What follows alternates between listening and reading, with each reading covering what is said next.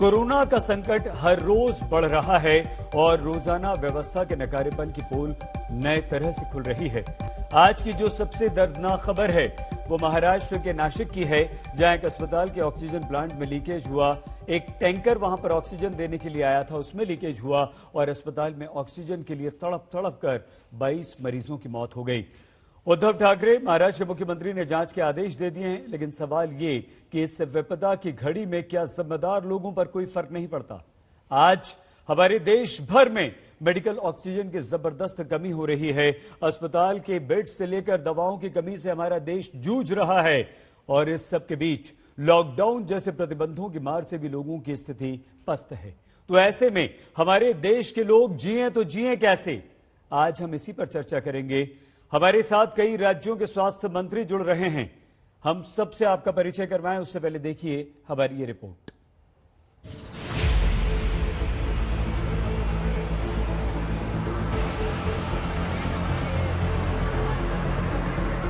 कोई माफी है? उफ, ऐसा अपराध सिर्फ मानवीय भूल कह के क्या बचा जा सकता है? कोई व्यवस्था इतनी गैर जिम्मेदार भी हो सकती है? इस सोच पर गुस्सा फूटता है।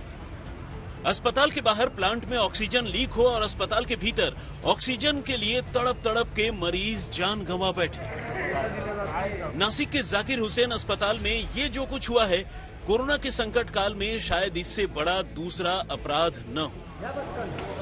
इस अस्पताल में जो टांकी बिठाई गई थी, उस टांकी का कॉक डैमेज होने की वजह से सवेरे प्रेशर नीचे आ गया।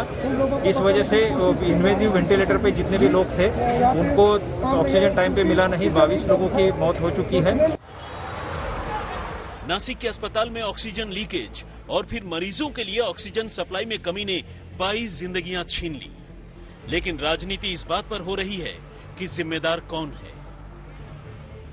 आता निग्लिजन्स म्हणावं का वर्कमॅनशिप, त्यातलं जो काम केलं, ज्यावेळी काम केलेलं असावं ते काम केलेलं वर्कमॅनशिपचा काही दोष आहे का? पण तांत्रिक हा बाब आहे आणि तांत्रिक बाबीमुळे खऱ्या अर्थाने ही घटना दुर्दैवाने घडलेली आहे। बहुत ही विचलित करने वाली ये सारी घटना है। मैं मांग करना चाहता हूं कि तुरंत वहां के जो बाकी पेशेंट्स हैं उनको मदद मिले। कुछ पेशेंट्स को शिफ्ट करने की आवश्यकता हो तो उनको तुरंत शिफ्ट किया जाए। उसके साथ साथ अन्य किसी अस्पताल में इस प्रकार से घटना न हो, इसके बारे में तुरंत ध्यान दिया जाए और ये जो सारी घटनाएं इसकी एक बहुत ही डिटेल्ड इंक्वायरी भी की जाए। यह हादसा ऐसे समय देश के 3 बड़े डॉक्टर्स इस वक्त प्रेस कॉन्फ्रेंस कर रहे हैं। हम आपको सीधे वहां पर लिए चलते हैं। Spreading very fast, and earlier it was happening in some remote locations of your town or a village. Now it is happening just next to your house, and it's a matter of time before it can happen in your own house. My message to all of you is, if you have any symptom like body, fever, cold, cough, anything, or indigestion, diarrhea, vomiting, whatever problem you have, I have one important message. Please get yourself tested for COVID. That is the most important thing you need to do. For whatever reason, if you're not able to get the test done on the same day, please isolate yourself, because if you turn out to be positive, you don't want to end up infecting all your family members. And drink plenty of water and always wear a mask. Always wear a mask. That is very important. And you get your test done, and God forbid you're positive. God forbid you're positive. My recommendation is that first you see a doctor, get their opinion. It is very, very important for you to get the opinion from a well-trained doctor who knows how to manage COVID. And it is very important that they may ask you to undergo some blood tests. If it is required, you please do it. Don't panic. COVID is very common now, and it is a problem which can be solved provided you get the medical help at a very early stage and follow all the instruction given by the doctors. Now, there is a possibility you may be asymptomatic. Then the doctors will tell you that stay at home. Yes, please stay at home. Isolate yourself. That's very, very important. Wear a mask and check your oxygen saturation every 6 hours with your own pulse oximeter. I expect every citizen of this country now to, at least every household, to have at least 1 or 2 pulse oximeters, which are freely available, and they're not very expensive. And believe me, they are very reliable. And check your oxygen saturation at least once in 6 hours. And after you check it, again, walk for 6 minutes, and then again, you check your oxygen saturation. If your oxygen saturation is staying above 94%, no problems. But if falling after the exercise, then you need to call your doctor. It's very, very important that you get the right treatment at the right time. That is very, very important.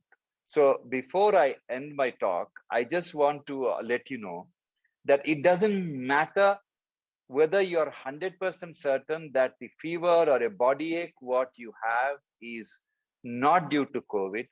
Never rest assured, because today, as far as doctors like me are concerned, देश के 3 बड़े doctors को आप लगातार सुन रहे थे। आपको बता दें, ये भरोसा देने की उनकी ओर से लगातार कोशिश की जा रही है कि हिंदुस्तान और हिंदुस्तान का हेल्थ सेक्टर किस तरह से पूरी तरह से तैयार है। लोगों को घबराने की जरूरत नहीं, लेकिन अगर वो बचाव रखेंगे तो यकीनन कोरोना का जो संक्रमण लगातार फैलता हुआ चला जा रहा है, उसको रोक पाने में और उसकी चेन को ब्रेक कर पाने में हम सब कामयाब रहेंगे। वक्त की जरूरत भी यही है। डॉक्टर्स जो भरोसा बार बार आप सभी को दे रहे हैं, उस भरोसे को आप माने और जो भी सलाह आप लोगों को दी जा रही है उसका पूर्णतया पालन करें। लेकिन राज्यों की क्या है तैयारी, आपको बताते चले। कल प्रधानमंत्री नरेंद्र मोदी ने देश के नाम अपने संबोधन में स्पष्ट तौर पर कहा कि राज्य सरकारें आखिरी विकल्प के तौर पर ही लॉकडाउन को माने। लेकिन इसके साथ ही साथ उनकी बातों से यह भी बात छलक उठी कि जिस तरह से अभी कुछ कमी देखी जा रही है, चाहे वो ऑक्सीजन की हो, दवाइयों की हो, उसको पूरी किए जाने की कोशिशें लगातार सरकारों की ओर से की जा रही है। ऐसे में राज्यों का दायित्व और ज्यादा बढ़ जाता है, क्योंकि बार बार ये बात भी कही जाती है कि जो हेल्थ सेक्टर है वो राज्यों का ही विषय है। इसी पर चर्चा करने के लिए आपको बता दें, अलग अलग राज्यों से तमाम स्वास्थ्य मंत्री हमारे साथ जुड़ रहे हैं, जिनके बारे में विस्तार से हम चर्चा करेंगे। विश्वास सारंग हमारे साथ मध्य प्रदेश के मेडिकल शिक्षा मंत्री इस वक्त लाइव मौजूद हैं। हमारे साथ छत्तीसगढ़ के स्वास्थ्य मंत्री जुड़ चुके हैं, टीएस सिंहदेव साहब। हमारे साथ झारखंड के स्वास्थ्य मंत्री बन्ना गुप्ता जी जुड़े हुए हैं। महाराष्ट्र के मंत्री असलम शेख हमारे साथ जुड़ चुके हैं और इसी के साथ हमारे साथ पंजाब के भी स्वास्थ्य मंत्री मौजूद रहेंगे, जिनके साथ चर्चा में हम आगे बढ़ेंगे। लेकिन सबसे पहले आपका रुख करते हुए विश्वास सारंग जी, किस तरह की तैयारियां हैं मध्य प्रदेश सरकार की? पहला मेरा ये सवाल। और चूंकि अलग अलग हिस्सों से ऑक्सीजन की, रेमडेसिविर दवाइयों की कमी की भी खबरें लगातार सामने निकल कर आ रही हैं, ऐसे में किस तरह से भरोसा देंगे आप अपने राज्य को? देखिए चित्रा, हमारी पूरी तरह से तैयारी है। ये ज़रूर है कि ये एक महामारी है और केवल मध्य प्रदेश ही नहीं, केवल हिंदुस्तान ही नहीं, पूरा दुनिया विगत 1 वर्ष से लगातार कोरोना से लड़ाई लड़ रहा है। और ये जो सेकंड वेव आई है, ये निश्चित रूप से बहुत तेज़ी से फैली है, संक्रमण बहुत तेज़ी से फैला है, संकट भी बड़ा है।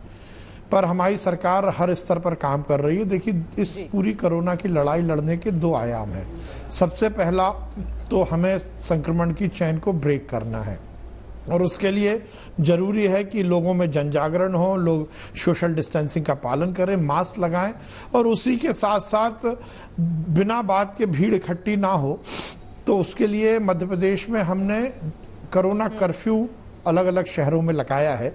ये टोटल लॉकडाउन नहीं है, क्योंकि टोटल लॉकडाउन अर्थव्यवस्था को भी चरमरा देता है और वो गरीब वर्ग जो रोज कमाता है, रोज खाता है, उस पर भी विपरीत असर डालता है।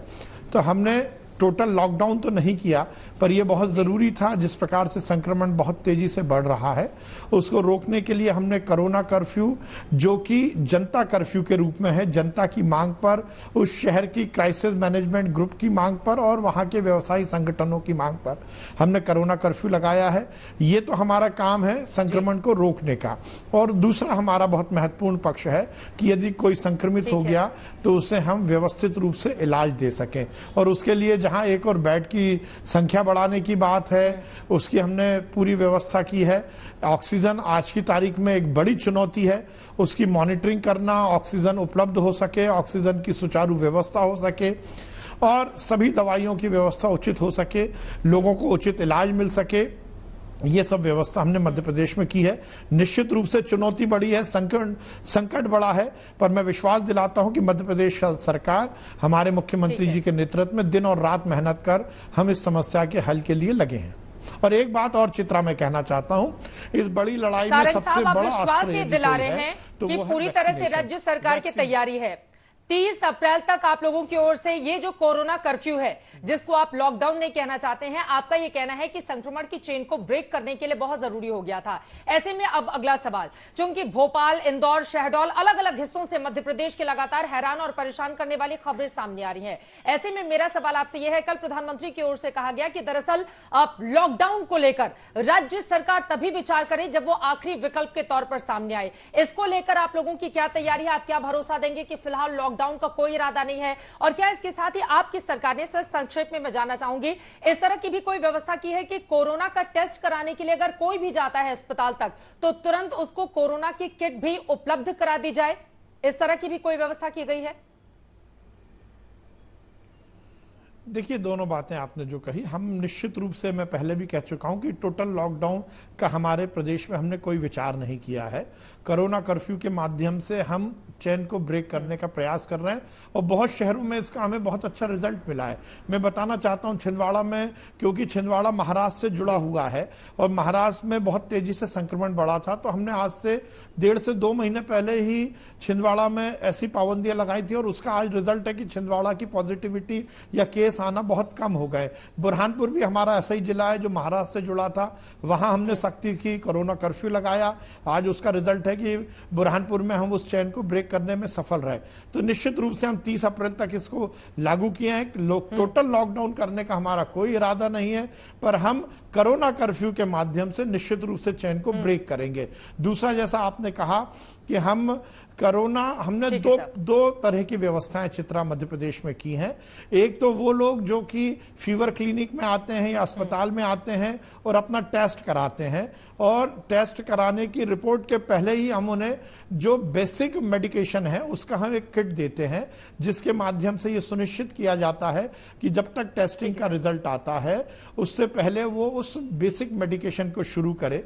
और दूसरा, एक व्यवस्था हमने और की है कि यदि शहरों में खासकर यदि किसी को सर्दी, जुकाम या बुखार की दिक्कत आती है तो हमने नगर निगम की ओर से, जो हमारी लोकल सेल बॉडी है, उसके माध्यम से भी ये किट वितरित किए हैं।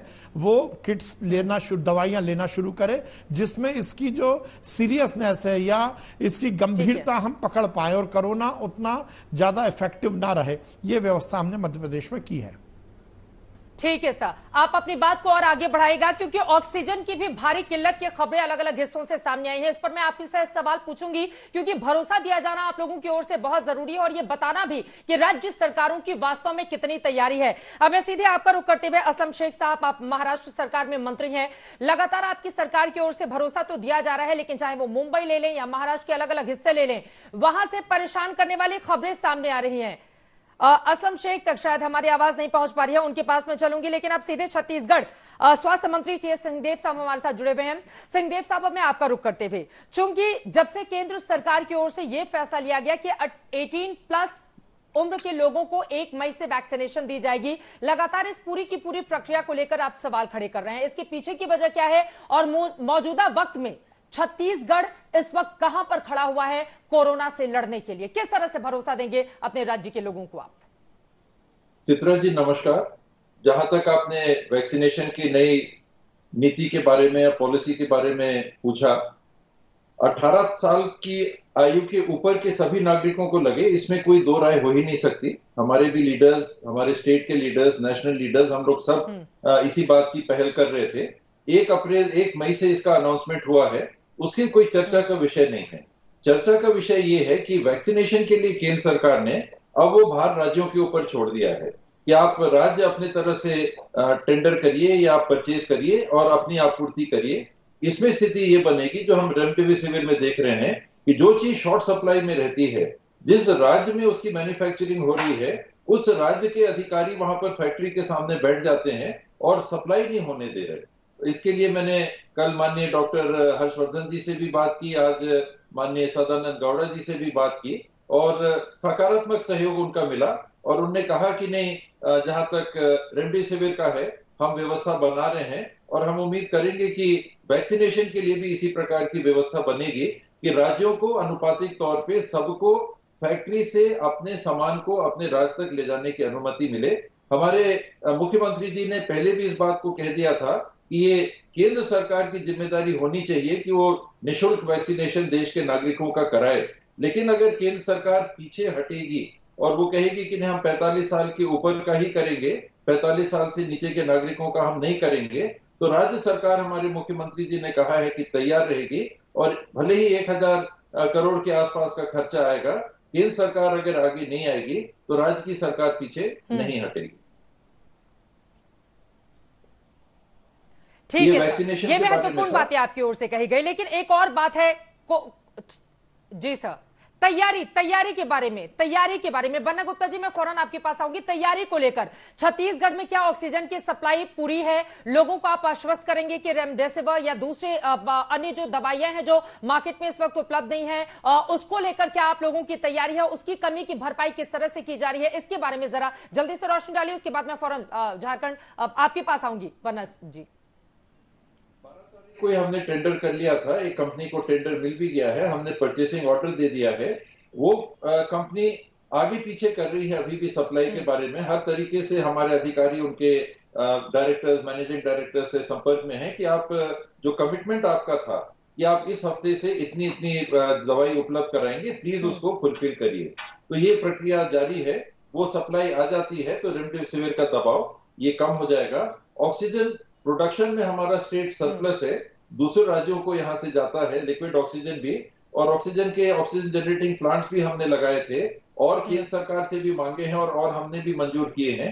टेस्टिंग के लैबोरेटरीज हम बढ़ा रहे हैं, टेस्टिंग किट्स हम लोगों ने परचेज कर ली हैं और उसकी अब कमी नहीं होगी। और टेस्टिंग ट्रेसिंग को थोड़ा सा अब कम तवज्जो, लेकिन ट्रेसिंग भी और ट्रीटमेंट, तो जैसे दवाई की बात आ रही थी, पूर्व में मंत्री जी कह रहे थे, हम लोगों ने भी ये निर्णय लिया है कि टेस्टिंग के स्थान पे ही अब हम प्रोफिलैक्टिक दवाइयां भी, अगर कोई नेगेटिव भी आते हैं और उनके लक्षण है, हम तत्काल उनको प्रोफिलैक्टिक दवाइयां उपलब्ध करा देंगे और आरटीपीसीआर टेस्ट में देरी ना हो, लेकिन अगर देरी भी होती है तो वो अलग होके और ये दवाइयां लेना चालू कर दें और टेस्टिंग में देरी ना हो, ये हमारा दूसरा टारगेट है।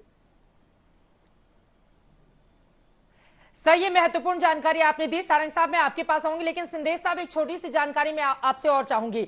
आप लोगों का ये मानना है कोरोना वैक्सीनेशन को लेकर, देखिए अब कोरोना से लड़ने के लिए बहुत जरूरी है कि वैक्सीनेशन की प्रक्रिया को जितनी तेजी से आगे बढ़ाया जाए उतना बहुत ज्यादा मौजूदा वक्त में जरूरी हो जाता है। ऐसे में अगला सवाल है, 91 लाख लोगों को आप लोगों को वैक्सीन दिलानी होगी, जो आपके स्वास्थ्य मंत्रालय के आधिकारिक आंकड़े हैं, अगर मैं सही हूं तो आप बताइएगा इसको लेकर।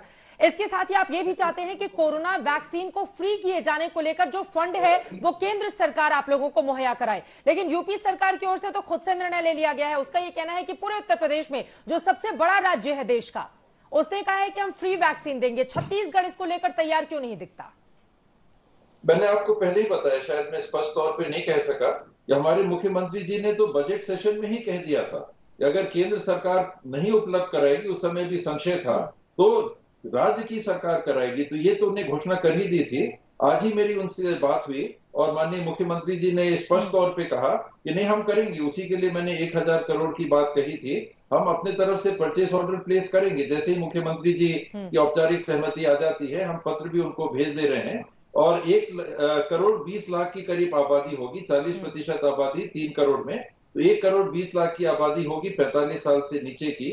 और वैक्सीनेशन की भी बात आती है, चित्रा जी बस एक ये ग्राफ में दिखाना चाह रहा था, मैंने इसीलिए रख लिया था। आप देखेंगे कि छत्तीसगढ़ टॉप राज्यों में है परफॉर्मेंस में अभी तक, तो हम अभी भी पीछे नहीं रहे हैं और वैक्सीन अगर मिलती रहेगी तो आगे भी हमारा प्रयास यही रहेगा कि अपने नागरिकों को हम निराश नहीं करेंगे। तो क्या आप कह रहे हैं कि 1 करोड़ से ज्यादा लोगों को फ्री में वैक्सीन देने की तैयारी की जा चुकी है आपकी ओर से? जी, माननीय मुख्यमंत्री जी की ओर से, साथ में हम उनके सहयोगी मंत्रिमंडल के सदस्य हैं, मुख्यमंत्री जी के निर्णय के साथ पूरी तरह से हम लोग रहते ही हैं और रहेंगे, तो 1 करोड़ रुपए, 1000 करोड़ रुपए उसके लिए लगने की संभावना है। केंद्र सरकार ने हाथ पीछे कर लिए, 30,000 करोड़ रुपए का बजट में प्रावधान करने के बावजूद भी, लेकिन हम पीछे नहीं हटेंगे, हमारे मुख्यमंत्री पीछे नहीं हटेंगे। ठीक है, मतलब आप इसको लेकर केंद्र सरकार पर निशाना भी साध रहे हैं और आपका ये कहना है कि अपने राज्यों को लेकर आप लोगों की पूरी तैयारी है। अब मैं सीधे आपका रुख करते हुए यहां पर विश्वास सारंग जी, देखिए काफी ज्यादा महत्वपूर्ण हो जाता है मौजूदा जो वक्त है उसके मद्देनजर भी, और इसी के साथ ही सबसे पहले तो ऑक्सीजन की सप्लाई को लेकर जो सवाल खड़े हो रहे हैं आप लोगों की, इसको लेकर क्या है तैयारी, इसके बारे में किस तरह से आप मध्य प्रदेश के लोगों को आश्वस्त करेंगे? चित्रा, कोरोना के पूरे इलाज में ऑक्सीजन एक बहुत बड़ा एलिमेंट है, क्योंकि एक दवाई के रूप में काम करता है। पर आज की तारीख में देश के सामने ऑक्सीजन एक बड़ी चुनौती है और मध्य प्रदेश के लिए भी बड़ी चुनौती है। जिस प्रकार से लगातार पॉजिटिविटी बढ़ रही है, जिस प्रकार से कोरोना के मरीज बढ़ रहे हैं, उसमें निश्चित रूप से ऑक्सीजन को लेकर हमें तैयारी करनी है। मैं आपको बताना चाहता हूं कि आज की तारीख तक हमारी खपत और आपूर्ति में कहीं कोई डिसबैलेंस नहीं है। सब उसकी जो अनुपात है वो हमने मेंटेन किया है और हमने आगे तक की भी पूरी तैयारी की है, चाहे वो ऑक्सीजन उपलब्धता का मामला हो, चाहे ऑक्सीजन की ट्रांसपोर्टेशन का मामला हो। पर फिर मैं कहूंगा ऑक्सीजन एक बड़ी चुनौती है, तो हमने इसमें जो तैयारी की बात है, जहां एक और हमने आपूर्ति को सुनिश्चित किया है, देश के जिस जिस हिस्से से हम ऑक्सीजन ला सकते हैं, माननीय मुख्यमंत्री जी स्वयं इसकी मॉनिटरिंग कर रहे हैं, उसके ट्रांसपोर्टेशन की सुचारू व्यवस्था कर रहे हैं।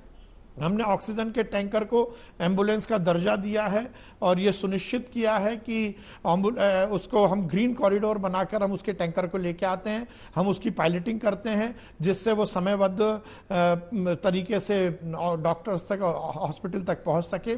उसके साथ ये भी सुनिश्चित किया गया है कि हम ऑक्सीजन की अपनी खपत को कम कर रहे हैं। पैरेलल जो हमारे सोर्सेज हैं, चाहे वो ऑक्सीजन कंसंट्रेटर की बात हो या छोटे छोटे ऑक्सीजन के प्लांट हॉस्पिटल में लगाने की बात हो, उस पर भी हम काम कर रहे हैं, जिससे कि जो लिक्विड मेडिकल ऑक्सीजन है उसको कम करें हम, और ऐसी तैयारी हम कर रहे हैं। Thank you. ठीक है, ये महत्वपूर्ण बात आपने कही है और जिस तरह की खबरें आज महाराष्ट्र के नासिक से सामने आई हैं उससे सबक लिए जाने की भी जरूरत है, क्योंकि वहां पर 22 लोगों की मौत की खबर यकीनन बहुत ज्यादा अपने आप में दुखद हो जाती है। तो इसको लेकर चुनौतियां भी कई हैं। इन सब के बीच हमारे साथ पंजाब सरकार के स्वास्थ्य मंत्री बलबीर सिंह साधु जी इस वक्त हमारे साथ जुड़ चुके हैं। बहुत स्वागत है आपका साहब। और मेरा पहला सवाल आपसे यही है, कोरोना काल के इस दौर में क्या है आप लोगों की तैयारी, किस तरह की चुनौतियां आप देख रहे हैं, कमी कहां पंजाब सरकार इस वक्त महसूस कर रही है, विस्तार से अगर आप जानकारी दें और अपने राज्य के लोगों को आप आश्वस्त कर पाएं। बलबीर जी।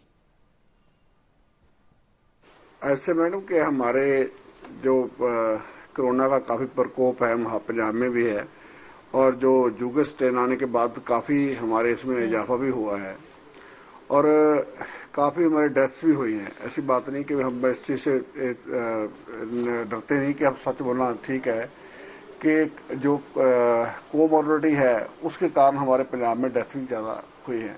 और दूसरा, जो पंजाब सरकार की तरफ से जो फैसिलिटी की बात है, जहाँ कोविड को रोकने की बात है, उसमें हमने हर तरह का अपना हीला बरता है कि हर तरीके से इसको कैसे रोकना है, चाहे वो मेडिकल तौर पे, चाहे ट्रीटमेंट की बात है, ट्रेसिंग की बात है, चाहे सैंपलिंग की, टेस्टिंग की बात है, हर चीज को हमने प्रायोरिटी दी है। लेकिन फिर भी जो हमारे माइग्रेंट्स, जो बाहर से लोग ट्रेवल करके आ रहे हैं, क्योंकि हमारा पंजाब का एक रीजन है दोआबा, उसमें बहुत सारे लोग यूरोप में हैं, बहुत सारे यूएसए में हैं, बहुत सारे कनाडा में हैं और कंट्रियों में भी हैं, और प्लस बहुत सारे लोग हमारे पूरे इंडिया में, चाहे आईटी इंडस्ट्री की बात हो, चाहे ट्रांसपोर्ट की बात हो, जहाँ बॉम्बे में है, जहाँ पूना में है, जहाँ बंगलौर में है, वो भी बहुत सारे लोग वापस पंजाब में आ रहे हैं। इसी कारण हमारे जो जुके स्ट्रेन का जो बहुत ज्यादा जहाँ पे असर रहा देखने को मिल रहा है, और जो पॉजिटिविटी है वो भी डे बाई डे काफी बढ़ रही है जी। लेकिन सबसे अच्छी बात यह है कि हमारे पास जो बेड फैसिलिटी है प्लस लेवल 2 या लेवल 3 की, वो काफी सफिशिएंट है हमारे पास। और दूसरा जो मेडिसिन की बात है, मेडिसिन भी हमारे पास काफी अच्छी सफिशिएंट तरीके पे जरूरत है हमारे को डेली के लिए, वो पूरी हमारे पास इस वक्त है। और ऑक्सीजन भी ऑलमोस्ट हमारी पोजीशन नॉर्मल है, लेकिन जेकर ज्यादा बढ़ता है तो हमारे को ऊपर भी ऐसा कोई प्रॉब्लम आ सकती है। पर जिस तरीके से हमारे जो लोग लगे हुए हैं उससे ऐसे लगता है कि कुछ दिनों में हम इसको कंट्रोल कर पा लेंगे। पर सबसे जो बड़ी बात है, जो सेंटर का जिसमें बहुत बड़ा रोल है, वो है वैक्सीन का। वैक्सीन जो हमारे जिस तरीके से हमने अपना इंफ्रास्ट्रक्चर खड़ा किया था और प्लस मैन पावर हमने बहुत अच्छे तरीके से टैकल की थी, लेकिन आज हमारे पास वैक्सीन की शॉर्टेज है। बलबीर सिंह सिद्धू साहब, आपने ये महत्वपूर्ण जानकारी दी है। ठीक है सर, मैं आपकी बातों को समझ गई, लेकिन इसी के साथ अब मेरा अगला सवाल आपसे ये है। देखिए, आप ये बता रहे हैं कि आपकी तैयारी यानी कि राज्य सरकार के तौर पर पंजाब पूरी तरह से तैयार है, लेकिन वहीं हफ्ते में एक दिन के लॉकडाउन का ऐलान भी आप लोगों की ओर से किया गया है। कल प्रधानमंत्री नरेंद्र मोदी ने अपने संबोधन में स्पष्ट तौर पर उनकी ओर से कहा गया था कि बहुत जरूरी हो तभी आखिरी विकल्प के तौर पर लोग इसको अपनाएं। तो इस पर क्या है टिप्पणी आपकी सिद्धू साहब? देखो, बात ऐसे है, मोदी साहब कुछ भी कहें, आज रामनवमी थी, हमारे मंदिरों में बहुत सारे रिलीजियस हैं, बाकी नवरात्रे हैं, उसी कारण बहुत बड़े पद्धर पे जो क्राउड होना था। ठीक है, उसी कारण चंडीगढ़ ने जो फैसला किया वही सेम हमने लागू किया उसको, कि चंडीगढ़, मोहाली या पंचकुला ट्राई सिटी है, इसमें कुछ भी कुछ ज्यादा आपस में डिफरेंस नहीं है, ज्यादा डिस्टेंस नहीं है, और लोगों को आपस में मिलना जुलना प्लस जो शादी जब सोशल फंक्शन है उसमें मिलना जुलना रहता है, तो इसी कारण हमारे स्प्रेड होने के ज्यादा चांस होते हैं। तो हमने इसलिए आज इसको कर्फ्यू लगा दिया उसी पैटर्न पे जैसे चंडीगढ़ में वैसे ही पंजाब में लगा।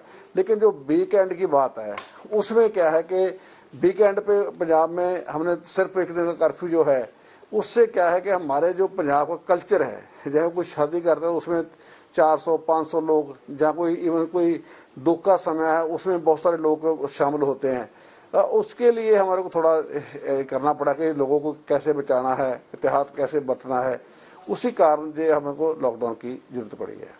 सीधे हम लोग कर लेते हैं, झारखंड के स्वास्थ्य मंत्री बन्ना गुप्ता जी भी हमारे साथ जुड़े हुए हैं। बन्ना गुप्ता जी, 22 अप्रैल यानी कि कल से लेकर 29 अप्रैल तक के लिए आप लोगों की ओर से लॉकडाउन लगा दिया गया है झारखंड में। यकीनन कोरोना की चेन जिस तरह से लगातार, क्योंकि राष्ट्रीय औसत के आंकड़े को भी झारखंड क्रॉस कर चुका है, ऐसे में मौजूदा वक्त में क्या आपको लगता है कि लॉकडाउन ही एकमात्र आखिरी विकल्प रह गया था कोरोना की ये जो चेन है उसको तोड़ने के लिए? और साथ ही राज्य सरकार की आपकी मौजूदा वक्त में क्या है तैयारी, कमी कहां पर है जिसको दूर करने की आप कोशिश में लगे हुए हैं? बन्ना गुप्ता जी। जी नमस्कार चित्रा जी। चित्रा जी, ऐसा है कि निश्चित तौर पर जो स्थितियां हैं वो काफी जटिल और काफी जो है पिछले बार के तुलना से काफी प्रभावशाली तरीके से ये आया है और इसके काफी गंभीर परिणाम भी हो रहे हैं। मृत्यु दर भी लगातार बढ़ती जा रही है और हम लोग लगातार इस प्रयास में है कि जो इसका चेन है उस चेन को किस तरीके से तोड़ने की आवश्यकता है। इसके लिए हम लगातार टेस्टिंग भी कर रहे हैं, ट्रैकिंग भी कर रहे हैं और ट्रीटमेंट भी कर रहे हैं। इसी के साथ साथ जो आज आवश्यकता के रूप में रेमडेसिविर है उसकी जरूर कमी हो रही है और हमने प्रार्थना भी किया है केंद्रीय हमारे स्वास्थ्य मंत्री जी से कि हमको बांग्लादेश से ही आयात करने की इजाजत दी जाए ताकि हम जो है 50,000 डोज अपने राज्य के लोगों को उसकी उपयोगिता से लाभान्वित हम कर सके। और इसी के साथ साथ जो ऑक्सीजन वगैरह की तो हमारे यहाँ कमी नहीं है। ऑक्सीजन तो हम लोग लगातार जो है हमारे यहाँ 5 ऑक्सीजन की निर्माता कंपनियां हैं जो 390 टन प्रतिदिन जो है कि उनका उत्पादन है और हम मतलब उत्पादन की क्षमता है और 310 टन हम उत्पादन कर रहे हैं और अभी वर्तमान में हमको 80 टन जो है राज्य में ऑक्सीजन की आवश्यकता पड़ रही है।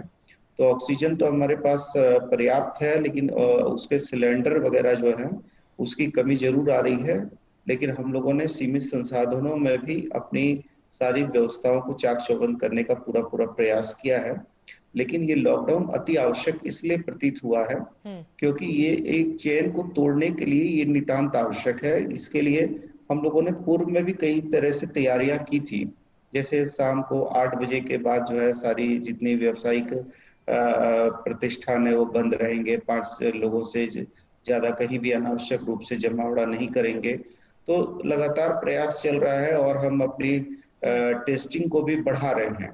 और आपके माध्यम से हम केंद्रीय स्वास्थ्य मंत्री जी से प्रार्थना करते हैं कि कुछ हमारे इस ट्राइबल और पिछड़े राज्य के लिए विशेष कृपा और विशेष प्रधानमंत्री जी की कृपा की आवश्यकता है, क्योंकि यहाँ पर जो हम जांच का जो हमारा दिन प्रतिदिन बढ़ रहा है और जिस तरीके से लगातार जो है 4,000, 4,500, 3,000, 2,000, 5,000 करके मरीज बढ़ते जा रहे हैं, तो वैसी परिस्थितियों में हम लोगों को देश के प्रधानमंत्री जी को चाहिए कि जो राज्यों में इस तरह के हालात हैं वहां व्यक्तिगत उनको मॉनिटरिंग करनी चाहिए और वो केंद्र से उनको एक बड़ी सहायता उनको भेजनी चाहिए, ताकि हम लोगों को जो आज रेमडेसिविर के चलते जो है त्राहिमाम मचा है। अभी अलग सी बात है कि उसकी आवश्यकता तो डॉक्टर तय करेंगे, लेकिन हर एक आदमी ये जरूर कह रहा है कि हम लोगों को एक रेमडेसिविर लगवा दीजिए,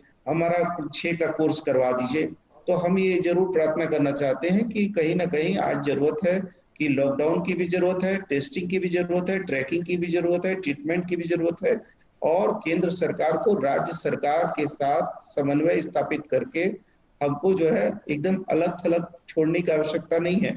और हम लोगों को साथ प्रधानमंत्री जी के हर आदेश को, निर्देश को राज्य ने माना है, ICMR के गाइडलाइन को हम पूरा फुलफिल कर रहे हैं, लेकिन इसके बावजूद भी जरूर हम प्रार्थना करेंगे। साहब की बातें महत्वपूर्ण है, लेकिन यहाँ पर ठीक है सर, यहाँ पर मेरा अगला सवाल आपसे यह है, देखिए प्रधानमंत्री कहते हैं कि पिछले बार की परिस्थितियां अलग थी, इस बार की स्थितियां अलग हैं, लॉकडाउन बहुत आखिरी विकल्प के तौर पर भी अपनाया जाए, और मुख्यमंत्री खुद सोरेन इस बात को मानते हैं कि किस तरह से झारखंड एक गरीब राज्य है, वहां के लोगों की परिस्थिति दूसरे चाहे महाराष्ट्र या दिल्ली अन्य राज्यों से वहां की तुलना नहीं की जा सकती। तीसरा मेरा सवाल आपसे यह भी होगा कि मजदूरों की एक बड़ी तादाद अब अलग अलग राज्यों में, चाहे वो राजधानी दिल्ली में लॉकडाउन हो या फिर अन्य राज्यों में हो, वहां से वापस लौट रही है। झारखंड की बात करें, बिहार की बात करें, पूर्वी उत्तर प्रदेश की बात करें, तो इन परिस्थितियों से निपटने के लिए भी आप लोग क्या कर रहे हैं?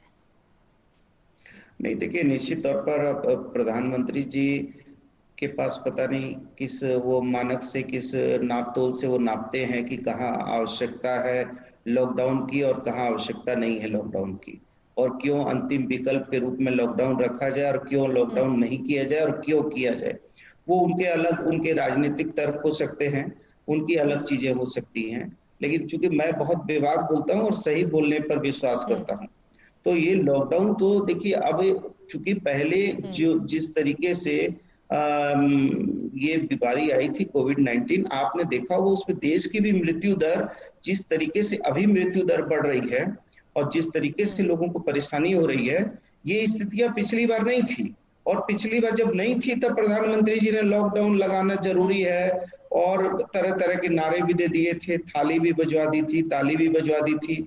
अब वो एक नया भी शिगुफा छोड़ रहे हैं कि भाई लॉकडाउन मत करिए, इससे हानि हो रही है। तो फिर आपने पहले क्यों नहीं मूल्यांकन किया था? आप तो देश के प्रधानमंत्री हैं, आपको उसी समय मूल्यांकन करना चाहिए था कि देश में क्यों फिर लॉकडाउन लगाया गया उस समय, जिस समय उसकी आवश्यकता नहीं थी। आज तो आवश्यकता है, तो आप लॉकडाउन को अंतिम विकल्प के रूप में कह रहे हैं, जबकि उस समय आवश्यकताएं नहीं थी। और यदि आवश्यकताएं उस समय थी तो शुरुआती समय में थी, जब जो है हमारे अमेरिका के राष्ट्रपति का आगमन हो रहा था, उसी समय यदि हम अंतरराष्ट्रीय विमानों को रोक देते और भी बहुत सारी चीजों को एक्सरसाइज करते तो ये स्थिति भयावह स्थितियां नहीं होती। लेकिन आज जबकि मृत्यु दर ज्यादा है, आज राज्यों को बहुत परेशानियां हो रही हैं, तब प्रधानमंत्री जी का एक नई बात आ रही है कि लॉकडाउन अंतिम विकल्प रखे और कोरोना कर्फ्यू करिए। मुझे समझ में नहीं आता है कि किस तरह से इस देश की व्यवस्था चल रही है कि आपदा को अवसर बना दीजिए और जो है इंजेक्शन जो है वैक्सीनेशन को उत्सव बना दीजिए। लोगों में मातम है, लोग बीजेपी के नेता हमारे साथ रहते तो इस सवाल का जवाब मैं जरूर लेती। आपकी बात महत्वपूर्ण है, लेकिन मौजूदा वक्त केंद्र और राज्य सरकार को एक साथ मिलकर चलने का है, क्योंकि आप भी समझ रहे हैं झारखंड वही बात तो है, अगर लोग परेशान है तो राज्य सरकार की भी उतनी ही जिम्मेदारी है। सर आपकी उतनी ही जवाबदेही है जितनी की केंद्र की है। आप पल्ला नहीं झाड़ सकते, आप स्वास्थ्य मंत्री हैं झारखंड के। हाँ चित्रा जी, तो आप इस बात को मानिए कि आप लोगों ने भी एक साल में भगवान भरोसे पूरे के पूरे सिस्टम को छोड़ रखा था। चित्रा जी सुनिए तो, आप बात तो सुनिए। डबल इंजन हमने कैसे छोड़ रखा था? एक भी RT-PCR लैब नहीं था हमारे झारखंड में। हमने 8 जगह RT-PCR लैब स्थापित किए हैं। 28 आरटीपीसीआर मशीन डाले हैं, 200 से ज्यादा ट्रूनेट मशीन डाले हैं, हमने 4 जगह पर ऑक्सीजन के प्लांट लगा दिए हैं अपने अस्पतालों में। अभी तक केंद्र सरकार के द्वारा उसमें जो है PSA का हमको उसमें परमिशन नहीं दिया जा रहा है। तो आप ये कैसे कह सकती है कि एक साल में हम जो है एक साल में नाटक नौटंकी कर रहे थे और हम एक साल तक जो है हाथ में हाथ धरे बैठे थे।